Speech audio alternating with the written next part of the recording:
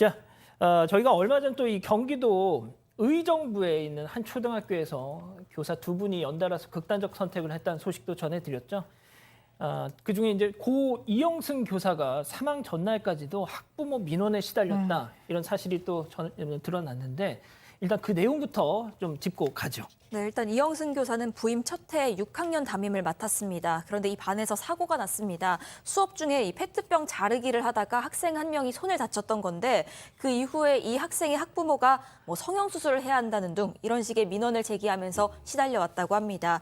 또 숨진 2021년도에는 5학년 담임을 맡았는데요. 이 반에는 따돌림을 당하다가 장기 결석을 한 그런 학생이 한 명 있었습니다. 그런데 이 학생의 부모와 주고받은 문자 메시지만 400건에 달했습니다. 이 학생의 학부모는요, 교사한테 아이들끼리 조를 짜게 하지 말아달라 이런 내용을 포함해서 수차례 민원을 제기를 했고요. 내 아이를 따돌린 학생들에게 공개 사과를 하도록 시켜달라 이런 요구도 했습니다. 자, 그런데 민원을 제기한 그 학부모가 이영승 교사가 사망한 다음 날 학교에 찾아왔다는 거잖아요. 그러니까 이게 좀 저도 이게 믿겨지지가 않는데요. MBC에 따르면 일단 이 교사가 사망할 당시에 휴대폰에는 부재중 전화 2통 그리고 문자가 하나 찍혀 있었다고 합니다.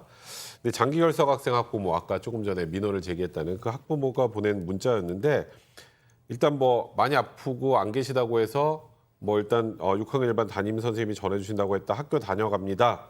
라는 내용의 문자 메시지였는데 이거는 이 교사가 이미 숨진 다음이었습니다. 근데 이제 여기서 끝이 아니고 숨진지 모르고 문자를 보낼 수도 있잖아요.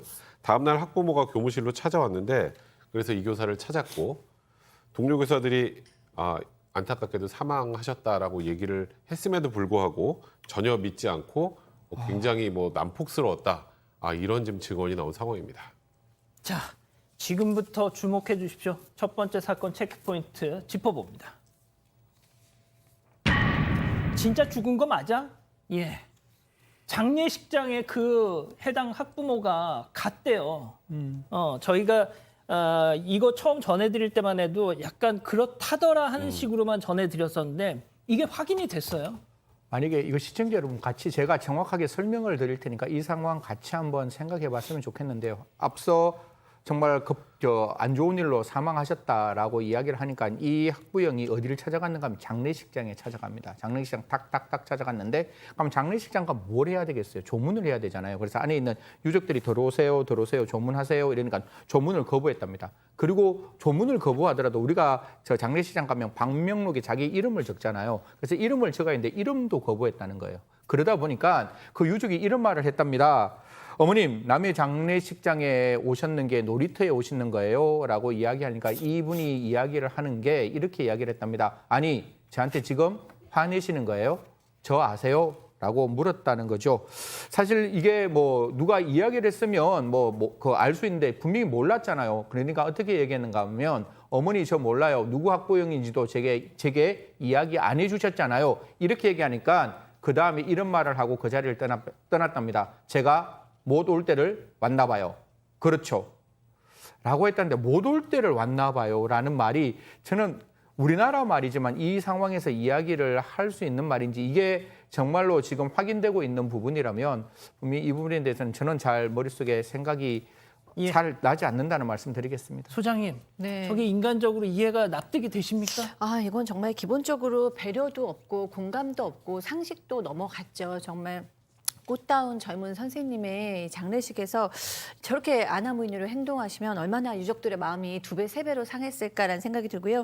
이 선생님께서는 이 학부모뿐만 아니라 또 페트병을 자르다 손을 다친 아이의 부모님한테도 계속해서 민원 전화를 받고 연락을 받았는데 이때도 학교 안전공인제회에서 보상금이 200만 원이 나왔는데도 불구하고 이 선생님이 휴직을 하고 군복무를 할 때까지도 연락을 했다고 합니다. 2차 수술 받아야 된다. 이럴 때 이 옆에 있는 선생님들 계신 데서 포급을 하면서 너무 힘들다라고 언급하셨다고 합니다. 자, 장례식장에 뭐가 됐든 그 학부모 때문에 사망했다라고 단정은 못하겠지만 n분의 1의 책임은 있는 사람이 착 와가지고 유족의 주장입니다만 그 장례식장에 와서 아니 제가 못 올 때를 왔나 봐요. 그렇죠? 저한테 왜 화내세요? 하고 이게 진짜 제가 이 보도를 보고 이거는 진짜 선을 많이 넘었다라는 생각이 들더라고요. 자, 사망 당시 고 이영순 교사의 나이는 25살이었습니다. 한 의정부의 한 초등학교에서요, 6개월 사이로 벌어진 두 교사의 죽음에 관한 이야기입니다. 저희가 간단하게 정리를 해봤는데, 경기도의 한 초등학교에서 2021년 5학년 담임을 맡았던 이제 고 김은지 교사가 6월에 목숨을 끊었고 6개월 뒤에 바로 옆반 5학년 4반 담임이었던 고 이영승 교사가 또 스스로 목숨을 끊었습니다. 업무 스트레스 때문인 건지, 뭐 학부모 민원 때문인 건지, 아니면 뭐 개인적인 이유인 건지 여러 가지 추측이 나오는데요. 그 고 김은지 교사의 유족 측이 일기장을 공개했더라고요. 뭐 정신과 치료까지 받고 있었다고 하는데 어떤 내용이 있었나요? 이 공개된 이 고 김은지 교사의 일기장에는 네. 되게 심리적인 고통이 고스란히 드러날 수 있는 내용들이 있었는데 네. 뭐 애들이 내 머리 위에 있다. 그런데 내 탓이 아니다라는 이제 자신이 너무 괴로우니까 이제 네. 그런 이야기를 쓴 것도 있고 그리고 긴급 회의가 있으니 학교로 빨리 오라는 문자를 받고 심장이 미친 듯이 뛰었다라는 네. 내용도 있었습니다. 네. 지금 화면에 보여지는 것처럼 내 탓이 아니야, 내 탓이 아니야. 계속 이렇게 말을 하는 거는 너무 괴롭기 때문에 저런 말을 쓰는 거예요. 본인이 너무 괴로우니까. 네. 근데 몇 차례 병가를 냈는데 2021년에는 다시 이제 담임을 맡을 수밖에 없는 상황이 돼서 담임을 맡고 4개월 만에 이제 끝내 극단적 선택을 하게 된 사건입니다. 그렇습니다. 내 탓이 아니다. 아이들이 뭐 내 머리 위에 있다. 그 아이들이 막 좀 이렇게 물리적 폭력을 쓰면서 다투는 모습을 보고 굉장히 충격을 받았다. 이런 얘기도 있더라고요. 자, 그리고 이제 바로 옆반 담임이었던 고 이영승 교사는 또 학부모 때문에 좀 힘들어했다. 이런 얘기가 있는데 그 어떤 민원을 받았다고 하던가요? 이영승 교사 같은 경우에는 그 학생이 네. 페트병을 자르다가 아마 손을 다쳤나 봐요. 예. 그런 사고가 났었는데 거기에 대해서 뭐 성형 수술을 해야 되는 치료비를 보상하라고 요구해서 학부모가. 예. 그래서 굉장히 이제 그런 거에 힘들어해서 휴직을 하고 네. 군대를 이제 갔답니다. 예. 근데 군대를 갔는데도 거기까지 전화를 하고 민원을 제기해서 굉장히 힘든 상황이었고요. 네. 또 나와가지고 다시 복직을 했음에도 네. 다른 학부형께서는 뭐 실질적으로 뭐 민원성 그 문자 메시지를 한 400통을 보냈다는 거예요. 네. 이런 것들은 정말 이 사람에게는 굉장히 스트레스고 굉장히 힘들었을 것 같아요. 네.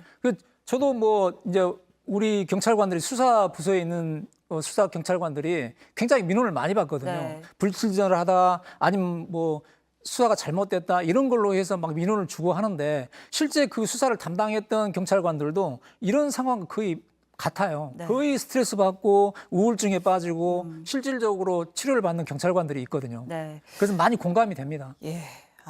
그러니까 사실 의문인 건 그거예요. 그러니까 지금 뭐 명확한 사망 원인을 알 수는 없습니다. 네. 다만 이렇게 연이어서 이제 한 학교에서 두 교사의 사망 사고가 있었다면 사건이 있었다면 그럼 학교 측이나 교육청에서 조금 왜 이런 일이 벌어졌는지 조사를 당연히 했을 것이라고 추측을 했는데 실제로 당시에 이제 교육청이나 학교 차원의 조사가 전혀 없었어요. 왜 그랬던 건지 저희가 해당 학교 측과 직접 통화를 해봤습니다.